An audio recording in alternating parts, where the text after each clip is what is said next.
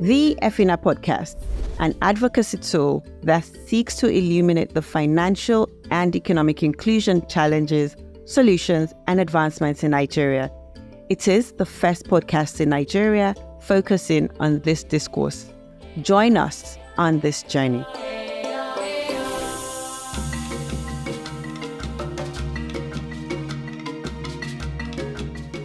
Good day. Welcome to the FINA podcast. My name is Emmanuel Umukoro, your usual host. You remember that the FINA podcast is one of our advocacy tools that brings to bear all the salient issues that we deal with within the financial service ecosystem.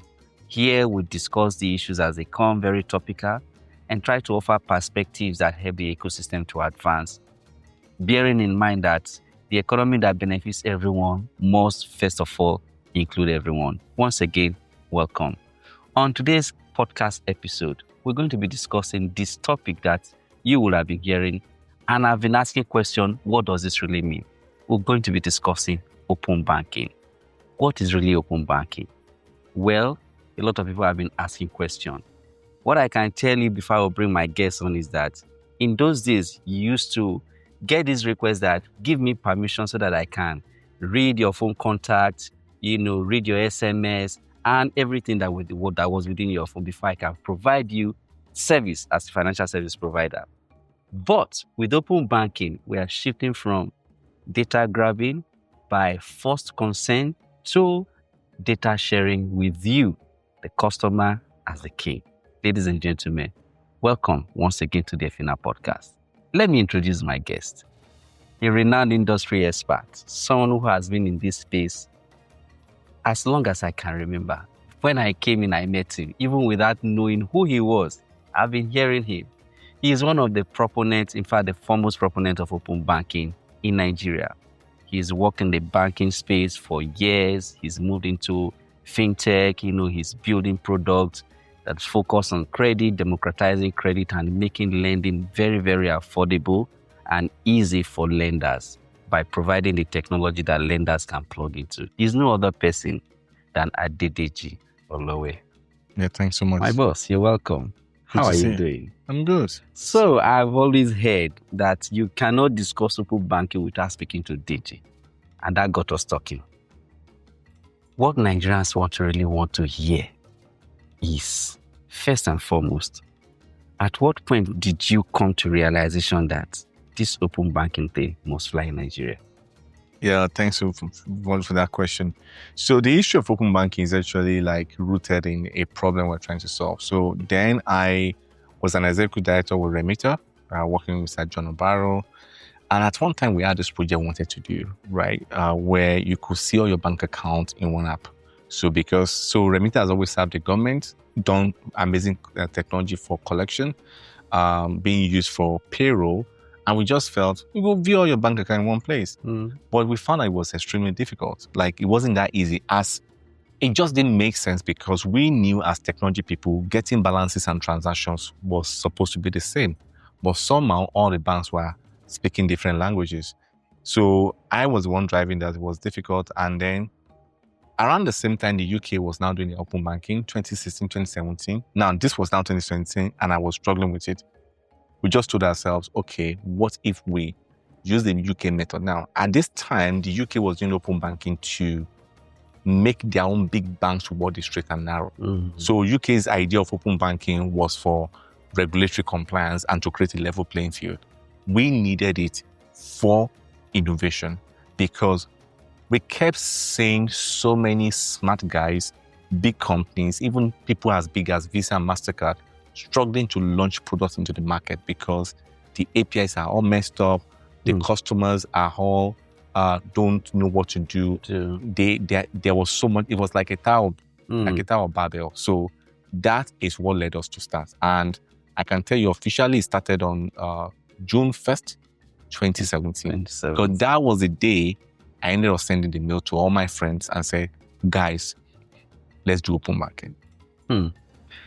Okay, so, we use this as an icebreaker so that people can understand the rationale, right? The problem that, led to this like minds, smart minds putting this idea together to see this is something that we need to do. I know in the Nigerian financial service ecosystem, there has been manifestation of open banking, given what you've just described. Okay. One way or the other, people have been sharing data.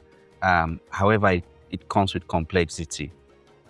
Just for our viewers to really understand, what exactly is open banking to a 13-year-old, child? What is open banking? Okay, thank you so much. So before I even describe what that means, Nigerians never seen open banking. So we get to hear people say, oh, I'm doing open banking, I'm open banking startup. No. Okay. It's not correct. Nobody has ever done open banking in Nigeria. We are all working on making it happen. Now, what is open banking? Open banking is the ability of any customer of a bank to grant access to their bank account to a third party using a standardized asset. Now, granting access does not mean it's open banking if the method of doing it is not standardized. In fact, in open banking is that common standard that is actually called open, not even granting of access. Because you can grant access through some proprietary method, right? That doesn't make it open banking. You could have access through some other ways, it's not open. So open banking, the open in open banking is like open source. You could write software. The fact that I can see that software does not make it open source. Mm-hmm. What makes it open source is available for everybody. Okay. So open banking is about open standard, which means every single customer, every single bank is speaking the same API language. That is what makes it open banking. Let me interject thereby. So you talk about being available for everyone. And there is this question that I've been hearing from the industry. Does it mean that by default, every provider, right, is co-opted into open banking? Not at all. So open banking in Nigeria is first and foremost going to be available only to entities that are regulated by the central bank. Not only are you regulated, then you must be in good standing. Good standing means your license is valid. So central bank is going to create this amazing technology called the registry, where you can know who has the right to do open banking or not. That's number one. But even despite the fact that you are regulated by the central bank, unless the customer gives you an explicit consent, in fact, that explicit, just make it in capital, in bold, and in red. Like, when it means explicit is you will specify the kind of access they will have to your account, how long they will have that access, and you can revoke the access as well. That is a real primary driver of open banking. Explicit consent. Nothing will be implied. So if they can debit you, you will say, allow them to debit me. If they can see your transaction, you say, allow them to see my transactions. And the day you get tired of them doing whatever they are doing to your account, you can revoke the access as well. So we'll go into the specifics in terms of the nomenclature, the process, operational process, how open banking will work. So you started going into that already. But when you then start speaking to inclusion, let's then assume that there are FSP A to Z, right, who are providers. And we'll get into the details of who is a API provider and who is API consumer as we go on.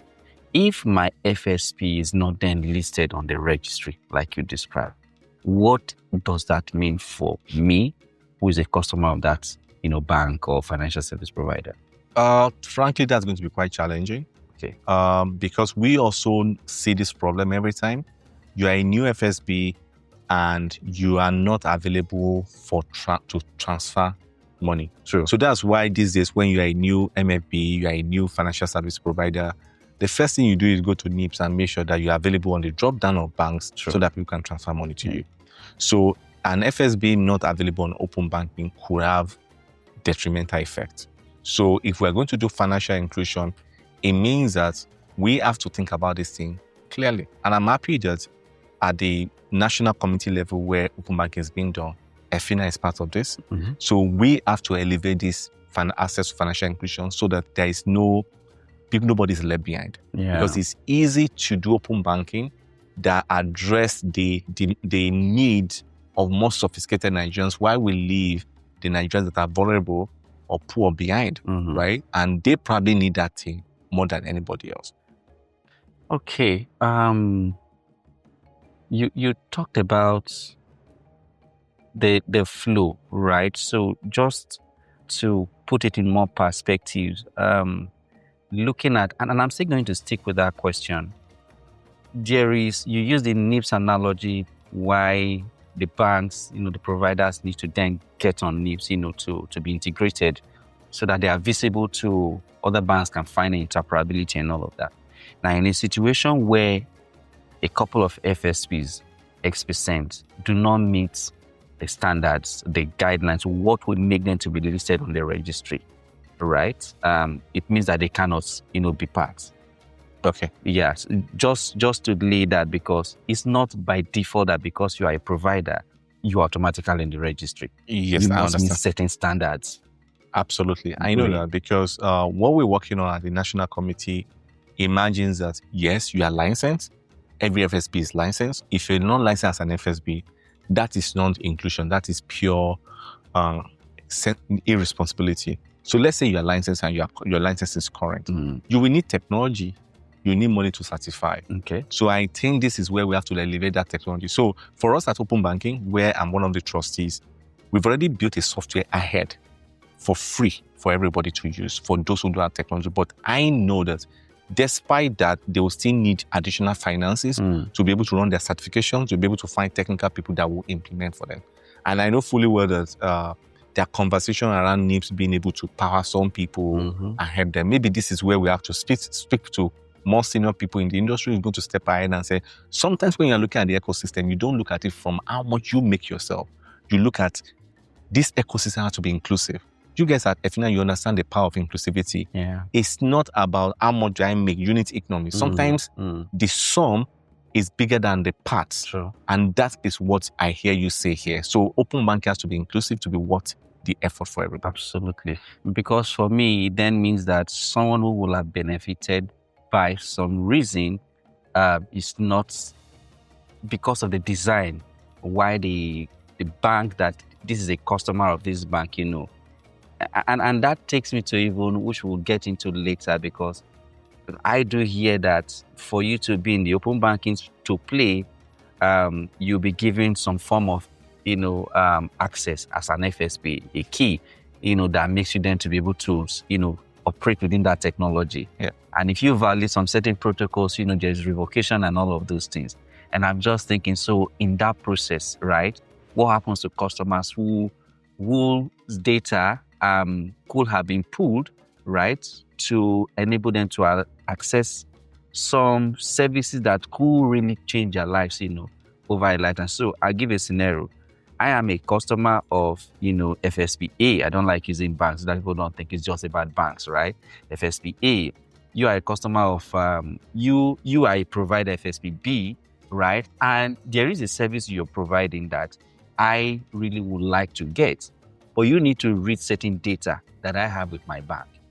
However, my bank, for some reason, has the license or the key has been revoked and cannot play on for a period of time. Let's say those are sanctions that are put in place.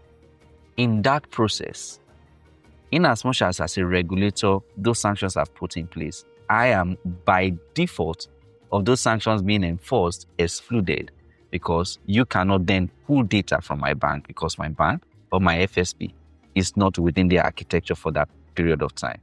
How is the system designed to address those concerns in such a way that my FSP is not out of the system for a longer time that eventually then impacts my ability to access this solution that you have created that will have changed my life, redefine my life maybe as an SME or as an individual customer? Yeah, thanks you for that brilliant question. So I'm going to answer that question. I also ask you a question as well. Okay. So here's the thing, right? You describe a perfect scenario, and this thing happens to us. Look at Nigeria. We're trying to get out of FATF now. True. I have never done fraud before. You don't do fraud. Some people have done fraud. All of us are we're all in gray list. Yeah. So sometimes, right, trouble comes. Indifferent. We have to keep the sanity of the system. Okay. If the sanctity of the ecosystem is not protected, right, it's always going to create trouble. Because even if we say, oh, these vulnerable people, we need to think about them, this bad actor can bring everything down. The entire data ecosystem works on trust. Mm. If you don't take out bad actors, the entire thing will fall down for everybody anyway. True. So if a what then is, if you notice very well that CBN doesn't do this often, because everybody that is licensed at CBN also knows the implication or the impact of misbehavior. So nobody got touches live wire because CBN will shock you straight. They don't play, right? Now, but my question back to you will be, the bigger banks, right? Because your FSB have a range from the big international banks all the way to the small FSB with 1,000 customers. Yeah. The big bank can take care of themselves. They got money for technology and the rest of them. Is there anything you guys are doing going to help these people to meet open banking regulatory requirement? Because ultimately, at open banking, we are giving them a free software, but it doesn't come with the technology people to do it. Sure. If the additional features, it doesn't. How would that work? Because even if you give them the software, but they don't have the expertise and the people to help them to do this thing, they may not be able to go far, and these vulnerable people might be excluded. Absolutely. So I think you've given me a very, very good problem to think about and, start engaging. So in as much as the technology might be there are customers who are customers of these seemingly small FSPs that, we then need to capacitate so that they can meet regulatory requirements. Okay, let me pivot a little bit. Let's assume I am a customer. Okay. And of course, I'm a customer. Tell me, what is the customer journey like in open banking? Okay, awesome. So first and foremost, open banking can be used for different things, right? When we look at the use cases, first, it can be used for payments. It can be used for loans. It can be used for subscriptions. It can be used for just data. So let's take payment, for example. So payment can be both in person or online. Let's take online payment. Okay, you want to buy something from, say, Jumia, for example, and you get them when you want to check out on Jumia. What are the options? You could pay with card. You could do with virtual account. You could do pay on delivery, or you could do virtual account give you transfer. But now you're gonna go to pay with open banking. Now, pay with open banking means you put in your account number and then you tokenize it. Now, the challenge before now we have cards. If there are 100 customers that have cards, 100 bank customers today, 70 have cards. Out of those 70, maybe about 30 of them, their cards are not working. True. But for open banking, there is 100% coverage, right? You can put in your account number, tokenize it, and make payments. If you're outside the bank, outside online. Now, before you go there, let's stick with this. So I have imputed my account. Oh, right. Okay. Yeah. So how the journey will be. So let's say you get there and say pay with bank account. When you click pay with bank account, it will now bring something they call the consent system. Yeah. The consent will be like, we should use Gmail and you want to connect, say, grant access to something. It's going to be similar as well. It will be saying something like, let's say your bank is Wazobia Bank. It will be saying something like, Emmanuel, now Wazobia Bank. Jumia wants to have access to your account to debit you for 55,000 naira for the purchase of XYZ. Do you grant access? You say yes, you move forward. You probably put OTP that will be sent to you. And if it's for the first time, you probably do facial recognition to make sure it is you, not my cousin. Yeah. And then when you accept, you move forward. Then Jumia now asks consent. They will debit your account. If it's a one time, that consent is one time. They cannot debit you again. If it's a subscription, you will see that, this gym is able to debit you every month for 25,000 naira for gym subscription. Every month they come back and debit you, right? If it's your data that a lender wants, you will see that, they are going to have access to your bank balances and transactions. You give access to them. That is the way consent will work. You have to give explicit control. Now, when you give it consent once, down the line, your gym is debiting you. Meanwhile, you're not going to the gym. You got upset. You go back into your app. You see that gym subscription. You press cancel. You cancel it, and you're fine. So, now let's move towards the credit use case, for instance. Okay. So, you are a provider, and you've advertised this fine, amazing credit product that I think this will just solve my problem, my business problem, right?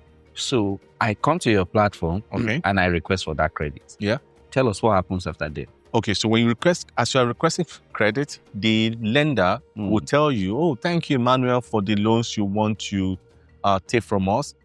We will need access to your bank account to be able to say that you actually earn the money you say you earned. want to see how you spend your money to see whether you are within certain risk profile. And then when you grant the access, Wazobia Bank will jump up again and say, oh, Adedeji Olowe Credit Limited wants to have access to your KYC and to your transaction. Yeah. Do you want to grant them access?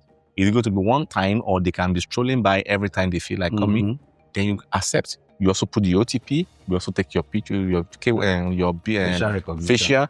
And obviously your facial is being compared to your BVN to make sure that it is you. The same. And then you grant access. And then the credit company has the token, and they use the token to put your data. If it's a one-time token, that's the only time they can use it.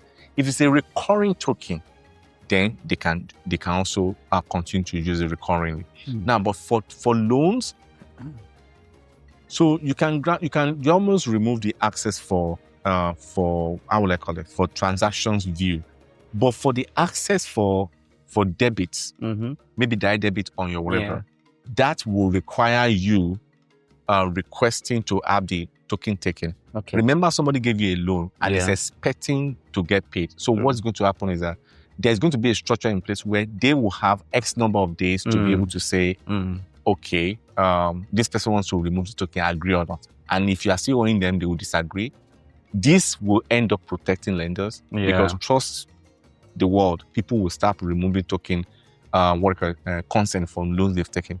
So you see, there is this for those who are not within the open banking environment. Okay. They will say, but when I want to borrow, of course, they ask me to send my statement, right?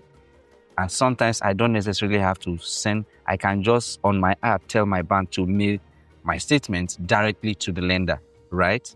If it's an embassy, you can forward your statement, the bank can send direct.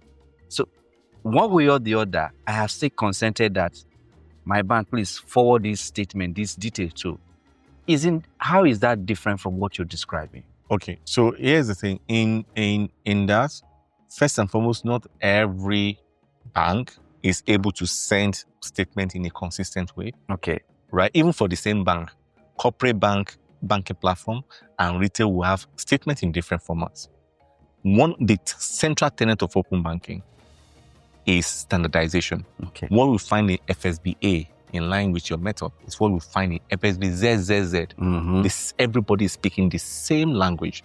Today, the one thing that makes cards to be useful all over the world is the colors may be different, the design may be different, but it's exactly the same shape, same thickness. So you take your card from Nigeria, take it to Kathmandu, it works. Take it to Alaska, it works. Bring card from Russia to Otibia market, it works, right?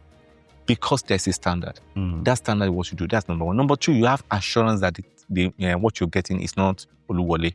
Because if you are taking PDF from different people, we can create interesting version of those videos that make us appear in ways that we're not. So I wanted to, my thinking really, and please validate whether this is true or not. The single source of consent, will that be the BVN or your NIN, for instance? What are you tying that consent to? So consent is consent for the customer, right? Okay. In the banking world, BVN identifies the customer. But NIN is a national identity. Every single person that has a BVN has an NIN. Not everybody that has an NIN has a BVN. The BVN is a primary ID within the banking ecosystem. But when you check the BVN itself, you see a place that says, this is the NIN of this person. Yeah. Now, individuals can be identified by BVN or NIN, but corporates, they actually do the bigger transaction. A corporate is not a human being. It's a collection of human beings. Now, a corporate is a collection of human beings who are authorized and also authenticated. Because both of us will have a company. Yeah. We want to do open banking to purchase shares, but maybe you can sign up to 10 million and I can sign 1 million. The question is, just knowing that I have this BVN or you have that NIN is not enough when it comes to corporate open banking. But the standard coming out already have this established. So banks will use what they call customer's mandate, which is the instruction that a corporate body has put together and submitted to the bank will what be used to control. And guess what? If there's a company that have account in FSBA and FSBB, what they have in mandate here may be different from what they have here. True. Open banking will be able to cover for both of them. So BVN is only useful when you talk of individual customer who wants to grant open banking access. But for corporate, it's not really that important. Does open banking come with the capability of you as a lender reading data from, let's assume I have account with bank ABC, right? Will the data that the lender requests, right, will it be limited to just bank A or both bank A and B and C? Thank you so much. When you do open banking, even if you have 3 bank accounts in one bank, the one that you have access to is the only one you can see. Yes, you will not be able to have something that allows you to read all customers' bank accounts, because that will be against the rule of privacy for the customer. Customer will have to grant you access to a bank. It means that the customer can grant access to all the accounts. Yes, if they he can. so wishes. If he so wishes, yes. And what is the benefit that comes with reading data from multiple accounts for the lender that is, that the customer has approached, to get a facility? Yeah, because most of us know you don't have a good view of anyone unless you can read all their financial statements. So if you read some of my accounts today, they have small money inside. So I'm probably broke.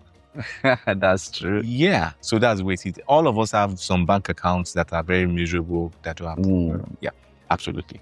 So a lender may request, but some lenders might just be happy to read one. So for example, if your salary account, they know that most of your money comes through your salary account. Yeah, yes, you might save.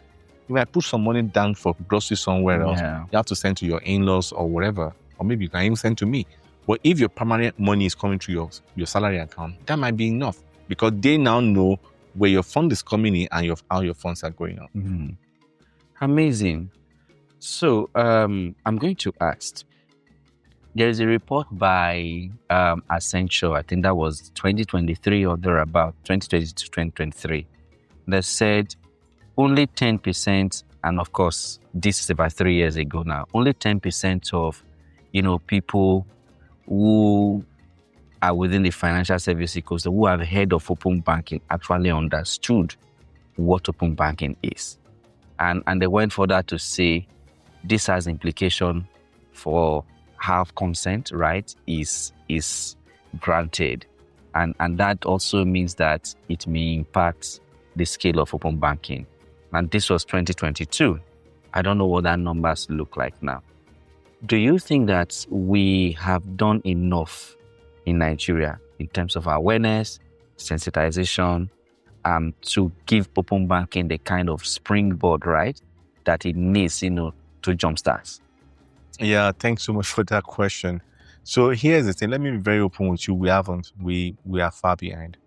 And you will assume that maybe we shouldn't do it, but we have to do this because open banking is important. If you notice that, so at the community level, I talk to them and I tell them that stakeholder engagement is the most important part of open banking. It's the one thing that other people can do. Anybody can write a technology standard. Everybody can write a process flow. But if you do not carry customers along, we are playing with fire, right? Remember very well, the fraudsters are banking on confusion as far as open banking is concerned, so that they can deceive people, right? When there is light, there's no darkness. Darkness sometimes can be akin to lack of information. So no, we are not doing well, and we've got to put that in. And to be very frank, my desire is my colleagues at the committee to all step forward and do this. How do I know this? Because even when I speak to even senior people, consultants, people that are very exposed and travel the world, I've spoken to ESCO of a bank, and everybody was still a little bit confused about open banking until I started explaining to them. Now, so people are smart, but if you do not tell them the right thing, it's not going to work. So I will put it back to you as well. You work at EFINA. You guys have done fantastic job. Like, I literally wait for your biannual report on financial inclusion every year. What do you guys want to do to make sure that we don't create this information asymmetry, we don't create this information vacuum? Because it's this vacuum of information that people will take advantage of. Yeah. We have to go out there and tell people about open banking in their own language. We can't speak over them. We have to speak. We have to figure out a way to tell grandmas how open banking works, because these are the people that usually get strange phone calls to pass OTPs, and then they will just think they're talking to their banks. So I was going to go there to ask that what are the safeguards? So you just described. I'm going to ask you two in one question. First and foremost, what are the safeguards that are in place to ensure that this kind of phone calls, that sometimes you do video calls, right? Sometimes you receive links, that you are so sure that this link is coming from my bank, that is requesting, and at the end of the day, you just realize that the link you have just clicked on, didn't take you to, but before you could cancel, something has happened. That's on one side. There is also the whole issue that, look, this was what I signed up for, but I just realized that my data is being used for this. What are the safeguards to avoiding that the kind of data that I have permission, I've consented to, is what is used? And when there are violations, I need to seek redress. First, what are the safeguards for ensuring that the providers, the FSPs that are requesting for consent, are not using beyond what is permitted? That's number one. Number two, in the event that happens, what are the redress mechanisms? Okay, thank you so much, right? So the work we're doing at this the committee level, right? One of the things we push forward is to say there's something called trust marks. Yeah. These trust marks will be logos that people can say, this is powered by open banking, this is verified by open banking. But then we've gone a step forward to do something like the NDPR people have done. They did very well. When you click that link, it must take you to the national registry to show that you are actually active, and also when your validity, when it expires. The NDP also has this thing we are going to propose as well, that has a QR code. So even if it's physical, you enter into a shop, you see a POS that says powered by open banking, you can't click anything, but you can scan the POS with the QR code, and it will take you to that same place that this guy is valid. That's number one. Now, that's for verifying that a provider is actually valid. The next thing is that I've seen a transaction. Every transaction in open banking must come with a consent token. This consent token will be centralized with NIPS. So when there's a dispute, you can say these transactions. It's very easy to look at the consent and the transaction that have happened. Because what will then happen is that every consent will have what it can do, how long it's valid for. It doesn't even need rocket science. Yeah. We can see that this consent does not match the transaction. Now, if it matches the transaction, they can show the customer, you give out this consent at a particular ABC time, and this is what you can do. All right. So, so enough of the open banking for the included, because people have called me to say, are you not going to just end up focusing more on those who already are within the formal financial service ecosystem? And they've been asking, what about the unbanked, the underbanked? How do we get them to be part of open banking? They are not within the banking system, and we're saying that the data that is to be pulled to make this wonderful decision you can use to pay, you have to be within a formal financial service ecosystem. You see that we are gradually advancing innovation that now further excludes the underbanked and unbanked. What is our thinking around open banking as it relates to the excluded and the underserved? Yeah, thank you so much for that brilliant question. So open banking, to be very frank, is standardizing the access. SANEF and CBN have done a fantastic job of bringing people in. And today, I can tell you that the barrier to financial inclusion is actually very low. What has been the challenge for financial inclusion hasn't been because it's difficult to open bank account, is what value are people getting? Open banking increases that value. With open banking, there is more availability of credit. Credit is the number one attractor of financial inclusion. Because if I'm broke and they tell me to go and get loans for me to sell and be selling this small thing and pay back at the end of the day, I will do it. But if I'm broke and I don't have money and you're telling me, oh, come and open and save, whatever you're saying is stupid. I can only save when I have money, right? So give me a loan to be able to, for example, create value, and that will bring me in. Sanef done a good job. And I feel like open banking will just make it a whole lot easier for those financially excluded to finally get value from the bank account they can create. So what I hear you say is, with open banking, with the benefits becoming more apparent, people that are not within the formal financial service ecosystem see what open banking is helping people to unlock. And there is this, what do you call it now? Attractiveness, right? That then brings people into the formal financial service ecosystem. Amazing. Just before I wrap up, there was a question that I wanted to really ask you, and that is really around when you talk about open banking, we're speaking to the ecosystem in broad terms now. We've been hearing the word API, so you will speak to that very briefly so that we can understand. And there's the API providers, API consumers, and levels of data access. If you could just walk us through these three concepts before we wrap. Yeah, thank you so much. So API is like the language that computers use to talk to each other. Okay. Me and you were speaking English. Yeah. APIs don't speak English or pidgin. Computer don't speak English or pidgin, they speak APIs. Yeah. That API is like the sentence construct. Okay. So today, you notice that there are many English versions in the world. You go to Wales, their type of language is different. You go to Ireland, you can't even understand them. If you go to Scotland, you're probably going to end up confused. English. APIs is like that. So API is like language, but open banking is like a specific type of language. So we know we're going to call this bonnet, not the hood. We're going to call this maybe the boot, not trunk.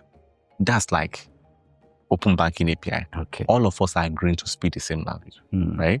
Now, API providers are those that usually have data that somebody can read from. So if you're a bank, MFB, other kind of FSB that stores, that has the right to take money from customers or give out loans, you will be an API provider. But if you're like a fintech that wants to just read data from on behalf, let's say you're a Paystack or Flutterwave or MoneyPoint, you'll probably be an API consumer. Now, some people can actually play on both sides. Okay. If I have Wazobia Bank, there is an API provider, right? But if Wazobia Bank wake up tomorrow and say, I want to build this interesting product that allows me to give loans to customers of other banks, in that instant, they will actually behave like an API consumer. Like, that's the way it's going to work. Okay. And but I feel like over time, some of these terms will become and today we mentioned USSD, we call SMS, we call WhatsApp. At one time, these things seemed very strange. Yeah, true. Okay. What should the ecosystem do as we expect open banking to become live? And I want to put you on the spot. You may not have the answer. When do we expect open banking to become live? You know, as someone who's been doing this for 8 years, I've got the patience of Job. Okay. The one thing I can tell you is that it's going to be done. Now, the reason why I have the assurance that it's going to be done is not because I know, it's because it's the natural evolution of things. If you've got a new baby today, you know your baby will walk. But somebody asks you what day is going to walk, you probably don't know. Okay, maybe around one year birthday. We planned sometime this year. Times are moving a bit, but I think we'll catch up because we can see the energy from everybody concerned. So maybe by the time somebody is watching this podcast, maybe we'll have going live. So, or we can look back at this podcast in 1 year's time and say, at one time, they couldn't pin a date to it. Yeah. Right. Okay. What should we do? What should we do? Is to be excited, right? It's like a new bride. It's going to transform so much. I was having a conversation with some very senior people recently and say, have you seen how many unicorns came out of maybe like maybe agency banking and financial inclusion? You're talking about OPay, MoneyPoint, PalmPay, and InterSwitch, right? Yeah. Open banking will probably create more unicorns than before because it will remove so much friction and it will accelerate the pace of credit, the pace of payment. Today, a lot of Nigerians are not involved in buying online because there is no card. Paying with card in Nigeria is very difficult. It is. But with open banking, you can now have payment with bank accounts so that transaction doesn't fail. But you can also have what they call the subscription economy. Today, many businesses don't do well because payments are not sticky. So if, for example, if you are the type that has, maybe you're a barbing salon, you're a gym, you are a hair salon, any business you have that people can come back to repay. With open banking, you can now have true recurring subscription pay. Then that value will be created. Yeah. It means that businesses will grow. For many transactions, there are a lot of payments in Nigeria today that are discretionary. And there's a lot of things that have to do with discretionary consumption. Once the friction to pay is there, you just move on.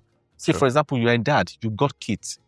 If you guys go out and your kid says, I want this, if the payment method is simple, you actually easily buy from it. Yeah. But if it's difficult, as you are looking for your card, it can't pay, you move on.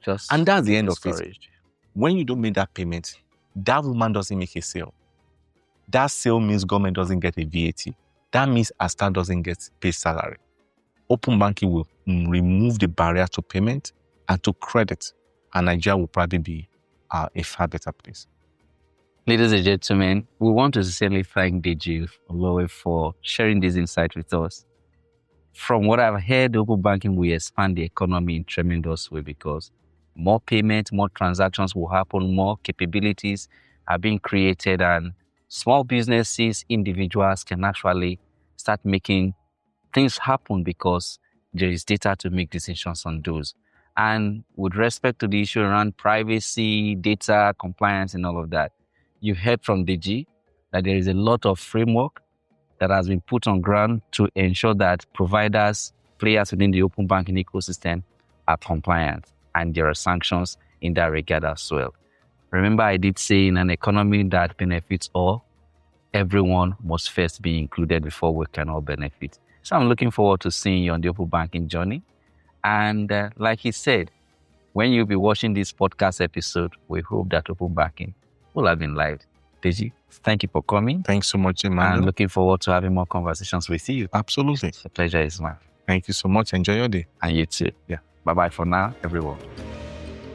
To learn more about AFINA, a financial sector deepening organization seeking to facilitate an inclusive market that works for all Nigerians, please visit www.afina.org.ng.